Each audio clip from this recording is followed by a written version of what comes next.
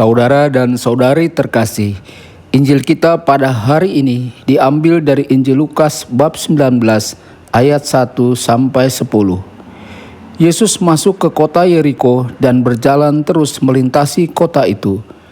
Di situ ada seorang bernama Zakheus, kepala pemungut cukai, dan ia seorang yang kaya. Ia berusaha untuk melihat orang apakah Yesus itu, tetapi ia tidak berhasil karena orang banyak sebab badannya pendek. Maka berlarilah ia mendahului orang banyak, lalu memanjat pohon ara untuk melihat Yesus yang akan lewat di situ. Ketika Yesus sampai ke tempat itu, ia melihat ke atas dan berkata, "Zakheus, segeralah turun, sebab hari ini aku harus menumpang di rumahmu." Lalu Zakheus segera turun dan menerima Yesus dengan sukacita. Tetapi semua orang yang melihat hal itu bersungut-sungut, katanya, "Ia menumpang di rumah orang berdosa." Tetapi Zakheus berdiri dan berkata kepada Tuhan, "Tuhan, setengah dari milikku akan kuberikan kepada orang miskin, dan sekiranya ada sesuatu yang kuperas dari seseorang, akan kukembalikan 4 kali lipat." Kata Yesus kepadanya, "Hari ini telah terjadi keselamatan kepada rumah ini, karena orang ini pun anak Abraham. Sebab Anak Manusia datang untuk mencari dan menyelamatkan yang hilang." Demikianlah sabda Tuhan, terpujilah Kristus.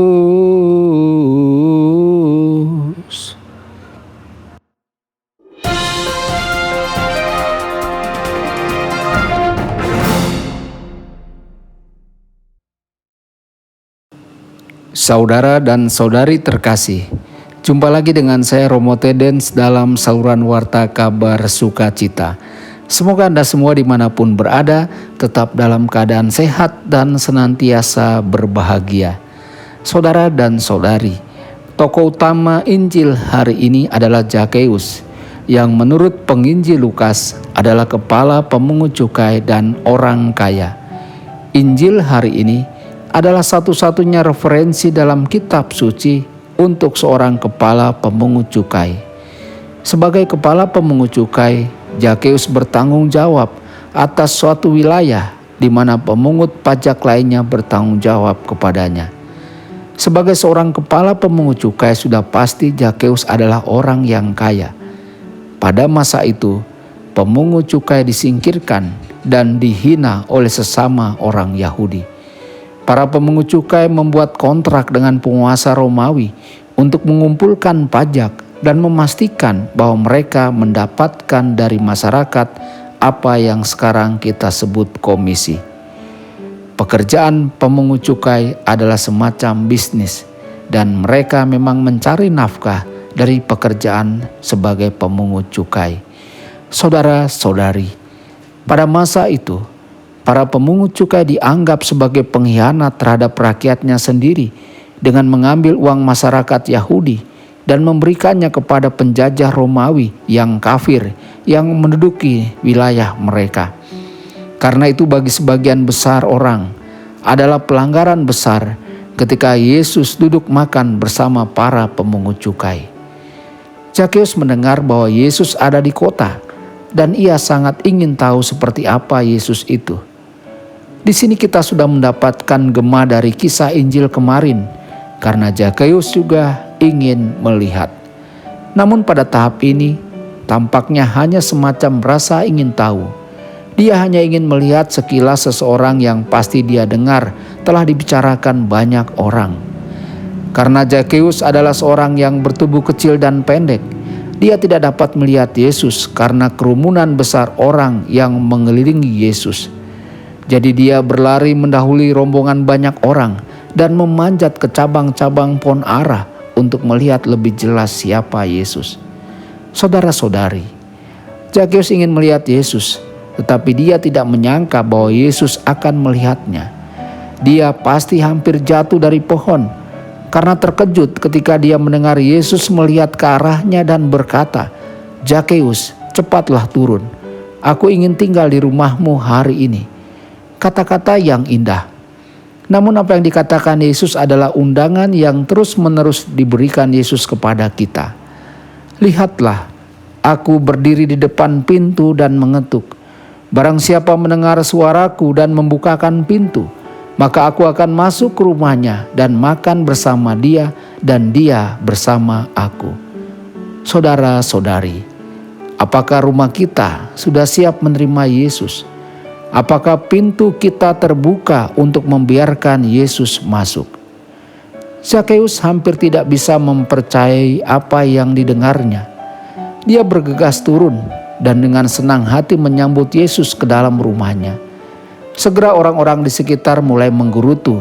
Dia telah pergi ke rumah orang berdosa sebagai tamu. Dari semua orang di Yeriko, Yesus memilih rumah dari satu orang di kota yang dianggap sebagai pendosa. Namun seperti biasa, Yesus melihat seseorang melampaui penilaian banyak orang terhadap Zakeus. Bagi Yesus, Yesus tidak pergi ke rumah orang berdosa, tetapi Yesus pergi ke rumah orang baik.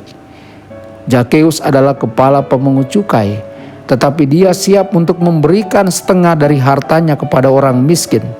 Dan jika dia menipu siapapun, dia berjanji untuk membayar mereka kembali 4 kali lipat dari apa yang diambilnya dari mereka. Saudara-saudari terkasih, hukum Romawi menuntut ganti rugi seperti itu dari semua pencuri. Zakeus bagaimanapun berjanji untuk membayar dalam setiap kasus ketidakadilan yang menjadi tanggung jawabnya. Beberapa komentator membaca bagian itu dengan mengatakan bahwa Zakeus telah membuat bentuk ganti rugi dan membagi kekayaannya dengan orang miskin. Saudara-saudari, apapun interpretasinya, kita dapat melihat meskipun Zakeus disingkirkan, hatinya berada di tempat yang tepat, yaitu belas kasih dan keadilan. Maka Yesus berkata kepada Zakeus, keselamatan telah datang ke rumahnya. Terlepas dari pekerjaannya yang dibenci, Zakeus adalah keturunan Abraham karena dia mengikuti persyaratan hukum untuk mengganti rugi uang yang diambilnya dari masyarakat, bahkan melampauinya. Bagi Yesus, tidak ada status sosial dan pekerjaan apapun yang menutup pintu keselamatan. Karena inilah artinya menjadi anak Abraham, yaitu menjadi orang yang penuh kasih, perhatian, bukan sekadar pelaksana kurban ritual. Saudara-saudari terkasih, Zakeus yang semula hanya ingin melihat sekilas Yesus, kini telah melihat Yesus dalam pengertian yang jauh lebih dalam. Penglihatan yang mengubah seluruh hidupnya seperti pengemis dalam kisah Injil kemarin. Selanjutnya, sebagai jawaban atas tuduhan bahwa Yesus telah memasuki rumah orang berdosa, Yesus berkata, "Anak manusia datang untuk mencari dan menyelamatkan yang hilang." Seperti yang dikatakannya pada kesempatan lain, orang yang sehat tidak membutuhkan tabib, melainkan hanya orang yang sakit. Yesus adalah gembala yang baik, yang meninggalkan 99 orang yang berperilaku baik dan mencari seorang yang tersesat. Saudara-saudari, saat kita membaca kisah ini, ada beberapa hal yang bisa kita renungkan. Kita juga ingin melihat Yesus dalam arti yang paling dalam. Hanya dengan begitu, kita dapat benar-benar menjadi murid-Nya. Kita perlu mendengar Dia berkata kepada kita, "Aku ingin tinggal di rumahmu hari ini." Mari kita buka pintu dan sambut Yesus masuk. Dan kita perlu berhati-hati dalam menilai orang dari penampilan mereka atau posisi sosial mereka atau pekerjaan mereka. Sebagai gereja, kita hendaknya mencari mereka yang hilang daripada berkonsentrasi untuk melayani mereka yang sudah bertobat. Tuhan Yesus memberkati dan menyertai Anda semua.